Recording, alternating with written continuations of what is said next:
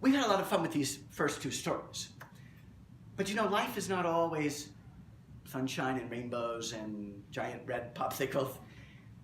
Life is rich because of the yin and the yang, the sweet and the bitter.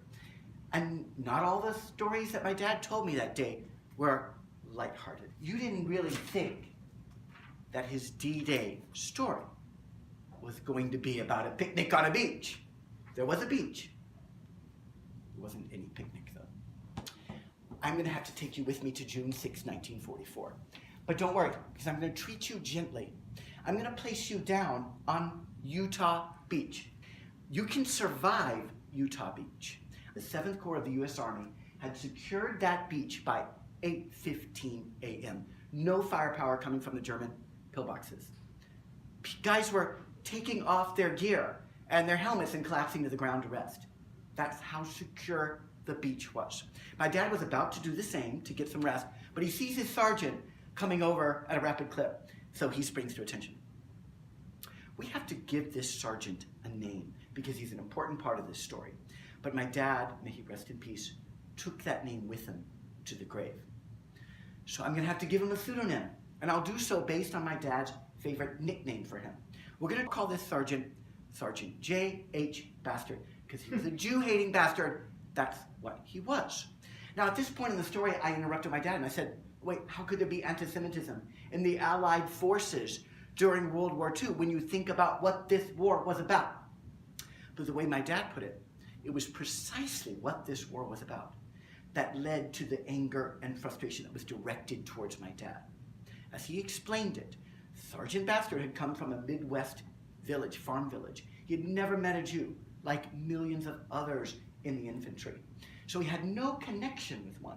And you don't build empathy without a connection. These men had been torn away from their wives, sweetheart, lovers, and their families. And they were torn away also from family businesses and farms where their labor was sorely needed. The Depression was still not over for many families. And where were they catapulted to? Southern England to practice the D-Day invasion. And they were living in great privation in church basements and in elementary school classrooms, 40 guys to a room, no privacy. All this frustration building up at their lives, and they haven't even gotten to Normandy Beach where the real danger begins. So you can imagine the frustration and the anger that was positioned towards any Jew, because even though Japan's actions had led to our joining the war, to many people it was the war to save the Jews, people with whom they had no connection or empathy. So my dad totally got this, didn't make it any easier to deal with, but he got it. Right? So his sergeant has come up to him and is giving him a litany of drudgery chores. My dad always got the worst chores. That was to be expected. But what was unexpected is what happened next. He told my dad, I'm going out to hunt for souvenirs. I'll be back in 30 minutes. Really? 8:15 in the morning on D-Day? What was this guy after? Well, everybody knew what the big prize was going to be, and that was the nickel-plated revolver that was in every dead German's holster. That was going to be the driving currency of the black market for Northern Europe for the next year. So we knew what this guy was after, but does this sound like a strange time to be doing this? Don't you go out looking for souvenirs when you've conquered something? But this slog across the English Channel was not to a finish line. This slog across the English Channel was to the starting blocks of what would be a year-plus marathon to take back Europe. There was no finish line achieved that morning. But there was another reason why my dad thought this was insane, and that is because all over that beach was this sign.